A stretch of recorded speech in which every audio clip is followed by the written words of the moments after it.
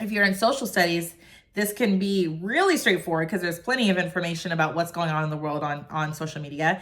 If you're in math, there are a lot of different content creators that create math videos that explain things differently, so the students can bring that in. If you are teaching, the younger kids, the littles, maybe there's a song that relates to something that you're learning in the classroom. So just creating that little fun challenge helps get kids excited about learning, and it puts them at least one time when they're using social media, they'll be doing something a little bit more productive.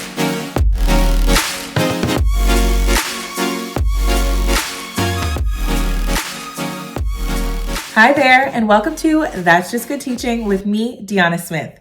Here we talk about asset-based teaching practices that are actually just good teaching.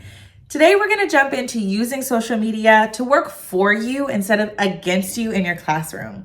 Go ahead and drop a comment if you've ever been frustrated with social media, TikTok, Instagram, even YouTube with your students. I know I have. But there are some creative ways that we can actually use social media to work with us in the classroom and keep our students more engaged. So let's get into it. So if you've been listening to the discourse lately, you're probably hearing a lot about engagement. And it can be a little challenging to try to figure out, what does it really look like to engage your students as a teacher? Well, social media can go a long way to help keep your students engaged. Now, we know that our kids are probably scrolling on TikTok and Instagram even as you're watching this video. But instead of working against these platforms, I've actually seen teachers use them in some pretty creative ways that keep the students engaged and lead to some really great learning opportunities. So the first thing that you have to consider with social media is that it has a lot of negative things on it, but there are some positive things. For example, I, like many of us, have learned a lot of different things from TikTok and Instagram. You might have even found this channel from Instagram. So you first have to recognize that social media isn't overwhelmingly and all bad, although our students maybe are focusing on the negative in parts of it, but there are some positive parts of it. So the first thing that you can do as far as bringing in social media instead of fighting against it in your classroom is, one, just look for educational videos, whether that's on TikTok, Instagram, or YouTube, on social media. I've seen teachers that have created challenges for their students where they have to find one informational TikTok a week, or one informational reel, or one informational YouTube video, something that's teaching them about something. On YouTube, I even used to use YouTube a lot in my classroom. There are certain channels like Bill Nye or Crash Course. So there's a lot of different people on YouTube that focus specifically on educational content for our students, but that is like bite-sized on TikTok and Instagram as well. They're not as long of videos, but there are informational videos. I learned so many things on TikTok, and I bet your students have as well. So just creating a fun challenge for them. Who can bring in the most interesting TikTok video? Maybe that's a Friday afternoon activity. Or who can find the most informative YouTube video and the class can vote on it. It just lets them see that as your teacher, you're willing to kind of meet them where they're at and be interested in what they are interested in. Because maybe not all of them, but probably a good chunk of them are interested in TikTok, YouTube, etc. And even our young students, y'all. So I think a lot of teachers who are in middle school are more thinking about this, but honestly, the reality is, even when I coached kinder, I had kindergartners that used to watch YouTube in their free time at home. So there are definitely videos that are still targeted towards younger kids.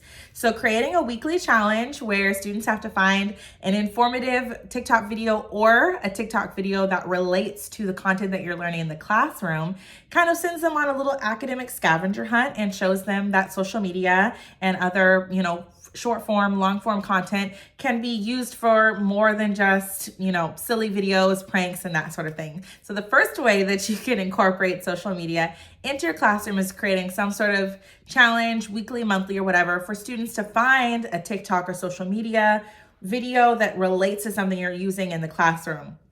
If you're in social studies, this can be really straightforward because there's plenty of information about what's going on in the world on social media. If you're in math, there are a lot of different content creators that create math videos that explain things differently, so the students can bring that in. If you are teaching, the younger kids, the littles, maybe there's a song that relates to something that you're learning in the classroom. So just creating that little fun challenge helps get kids excited about learning and, it puts them at least one time when they're using social media, they'll be doing something a little bit more productive. So that's way number one. Let's talk about the second way that you can use social media. And for this one, I specifically want to focus on things like TikTok and Reels. Because at the end of the day, when you think about like a TikTok, especially the ones that have the trending sounds, or the TikToks where kids are using like a different audio, it's really just an analogy. It's really just like, it's like a simile, it's a metaphor. It can, if you think about it, it's really a literacy or a literary device. And when I work with especially older kids, I tell them everything is a text.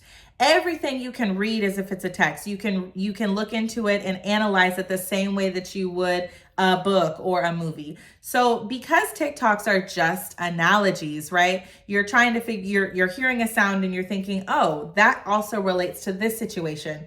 That actual muscle is pretty helpful for kids to have, especially if you're thinking about, ELA content and English content. So I like to make challenges for my students. If we're learning about something, I want them to find a sound and create a TikTok that creates an analogy or that makes a joke about what they're learning. And it has to be something that makes sense. So it's not the same as just creating a TikTok that explains what's going on in 60 seconds. That is a strategy we're going to talk about. But in this strategy specifically, it's finding a trending audio or a trend that relates to something else that you're learning in the classroom. So I'm sure you've seen like a lot of trending audios, but maybe, there's one that the kids think is particularly funny and the audio is showing like that you're, disgusted by something, right? Well, the kids can try to find something that they're learning about, maybe in social studies, that relates to that. And they can make kind of that connection with the audio. We saw this a lot with memes. I think memes are another great way to like connect analogies. And actually, I was part of judging a meme contest for middle schoolers. They had to like take popular memes and then make a meme about like the environment. So there was like one meme that was kind of like a Drake meme. And anyway, I'm not going to go all the way into it, but they made a joke, right, about pollution, like big corporations polluting and individual people polluting. So all that I'm trying to say with this is, it's like I said, it is an analogy, and there's a lot of fun and creative ways that you can have students use that same muscle, right? That same muscle that's like when you hear a trending sound and you think, oh, that's funny, that could apply to this. That same muscle can be used in the classroom context. So maybe you're learning about something, a character, right? And the character, you can find a trending sound that matches that character. Or maybe you're learning about something, like I said, in social studies, and you find a trending sound or something, an audio that kind of goes along with that. And kids can get so creative with this, y'all. You will not believe the things that they come up with.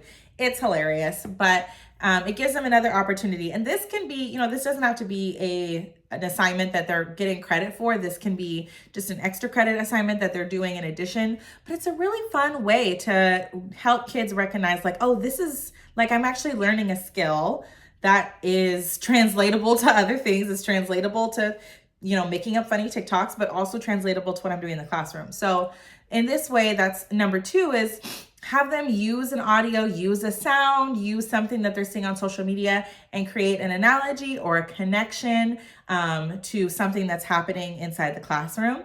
And like I said, I love assigning this as like an extra credit thing. Kids get really into it. They get really creative with it. And it also gives the student an opportunity who might not be able to articulate, all of their thoughts perfectly well in an essay. But to me, if you can boil everything down into like a 30-second audio and make an analogy, that's still showing that critical thinking skills that you would be displaying in an essay. So it's kind of a little bit of a different fun way. I'm not saying it's going to, replace what they need to know for a standardized test or anything, but it is super fun and it is super engaging. So that's way number two. The third way that you can bring social media into the classroom to help build engagement is just by having your students actually have to make a TikTok or a reel or a short or a YouTube video about the content. I always say, really, if you really know something, you'll be able to explain it to a 5-year-old, or you'll be able to explain it to someone way younger than you, right? So a 30-second clip or a 60-second clip teaches kids a lot of skills. They have to summarize, they have to synthesize, they have to pick out the key points. And so you'd be surprised how many actual higher level thinking skills go into creating a video and really pairing it and narrowing it down. And so creating a TikTok video can be a fun processing end of unit activity for your students, for them to create a reel, create a TikTok, create a YouTube video, whatever it is. They get to show their creativity. They get to be on the app, that's what they probably want to be doing anyway. And they're still making it educational. So you can have a couple of different prompts with this. Sometimes I'll say, okay, you're going to make a TikTok and it has to be like, you have to make it fun, something that has the potential to go viral. Or, you're going to make a TikTok and it has to be something that a kid your age would understand. So don't use the words that I'm using to describe it. You got to use it, put it in your vernacular, in your language, and then try to describe it. And that can be a really, really fun exercise for kids. And there's a bunch of different ways to think about this. This works with pretty much any subject. So math, maybe you're learning about ratios. Okay, you got to make a TikTok, everything you need to know about ratios. And then that's the challenge for the TikTok. Or in social studies, make a TikTok on like the top 3 reasons why you should be on the US side in the Boston Tea Party, or in the revolution. Or if you're in ELA, right, make a TikTok about a specific character or an event that happened, or you're comparing and contrasting 2 different books. There's so many different ways to get creative with this, y'all. And science is another great one. You can have the students break down a scientific phenomena in 30 or 60 seconds. So I really want you to see that there are a lot of different creative ways that you can bring this in. And that's what makes it fun for students, because they can go anywhere with it. And some of them will be super creative and do like something, really above and beyond. And then others might kind of keep it simple, and that's okay too. It's just another way for them to show their creativity and their interests. And I liken it to when, at least for me, when I first started teaching, I thought every unit needed like some sort of processing poster activity at the end. Was anybody else in that gang? Let me know in the comments if you were in that gang. Because I was all about like, oh, I'm gonna, make them do a poster or make them do a book or some sort of processing activity that was creative. This is that same thing, except for it's maybe a little bit more exciting for them because they're using this tool, and they get excited too, because they're like, oh, my teacher, assigned me to go on TikTok. And so they get kind of excited about that anyway. So it can be a really great opportunity for you to bond a little bit with your students. So that's the third way that you can bring social media into the classroom instead of just working against it. All right, y'all. So now that we've talked about a couple of different ways that you can incorporate social media into the classroom, I do want to give some disclaimers, some like best practices, do's and don'ts type of thing, because it can be a little tricky. So the first thing that I want to say is, depending on your grade, it might not be always appropriate for kids to really be necessarily using the app in their free time. And then you also might have kids that their parents don't allow them to use the app. I know for me, if I had kids, I probably wouldn't let them use TikTok if they were under like high school age. So you do have to also address that as well. You might have some families that don't want them on the actual app itself. But that doesn't mean that you can't do the same assignment, right? Because even if a kid doesn't use TikTok, we all know the overall idea of TikTok and how it works. So they can still just do a video on their Chromebook. They can do a video on their phones if they have phones. Unfortunately, most kids I feel like have phones. So they can just do a video there. They can use a different app. They can do a YouTube short. They can do a Instagram reel. So it doesn't have to be on TikTok. And the goal is not, the goal is to make sure that parents understand and families understand you're not assigning them to scroll on TikTok for hours and hours and hours, okay? It's one assignment. And if they don't want them to use TikTok, that's totally fine. So you want to be mindful about that. The next thing that you want to be mindful of, kind of in the same umbrella, is I would definitely communicate this with families ahead of time. And you might have some families that, don't love the idea, and that's okay, because like I said, they can just create a video or do it in a different way that isn't necessarily on TikTok. But you want to communicate with families, because when they go home and they say, oh, this is an assignment, you want the families to know, like, yeah, it is an assignment and their kid isn't just being dishonest with them. So go ahead and communicate with families and let them know, and be honest with them. Like, hey, your kid is spending a lot of time on TikTok. I've noticed it. You've noticed it. Let's figure out a way that we can make it really work for us instead of just being this thing that we're constantly arm wrestling with all of the time. So make sure that you check in with families for that. And then the other thing, kind of also along that same line, is if you have a instructional coach or your principal, whoever, I would just keep them in the loop just of that, just so that everybody is aware of what's going on. And then you want to give some disclaimers too. Like, we cannot control what's on social media. I mean, right now you're watching this on YouTube. I have no idea what ads you're seeing. We have no control over any of those things. So you want to have that disclaimer. Like, you can't say that they're not going to see anything inappropriate, but the purpose of this activity is very appropriate. And it's about finding things that are school appropriate and really showing kids that these technologies can be a tool. That's all it is. It's a tool, and you can use it to learn for something positive, or you can use it for something negative. So those are just a couple of disclaimers that I would highly recommend giving to families and your school leadership and your students, so that way they're not going into this thing totally blind. And then I also would say, no matter how you're incorporating these practices, you just want to think about the fact that it's going to be a privilege and it's not something, that is a right. So you can take away their right to use the technology in this way, and you can make the assignment like less engaging by, using something other than TikTok, or just making them, do a different activity. So I would be really clear with that. So that way, you want to set them up for success and set them up so that they know, like, hey, this is something that we're going to try. It's fun, but like, let's not take advantage of it. Because that's a really sucky feeling, right? When you want to do something fun with your kids, but then it kind of goes haywire. So I would definitely try to set some parameters and just be real and have a conversation with them ahead of time. That way it doesn't go totally off the rails, as we know these things tend to do. It happens to the best of us.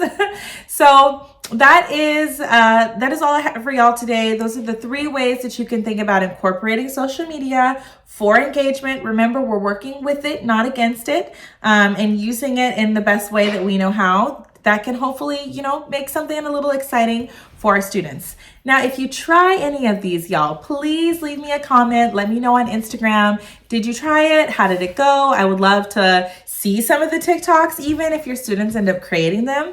And make sure that you're following along here on YouTube and that you're following over on Instagram at Deanna Smith. And if you love learning about ways to build connections with your students and have an engaging and joyful classroom, my book, Rooted in Joy, which is all about classroom communities, is available for pre-order right now. As you're watching this, it's already up on Amazon and Barnes & Noble. So if you pre-order the book, make sure you send me a receipt, because all the pre-orders are going to get access to a exclusive workshop that's going to be all about all the hands-on tools that you're going to need to implement everything that you're learning in the book. So make sure you check that book out. There'll be a link in the description box for you for Barnes & Noble and Amazon. And happy teaching.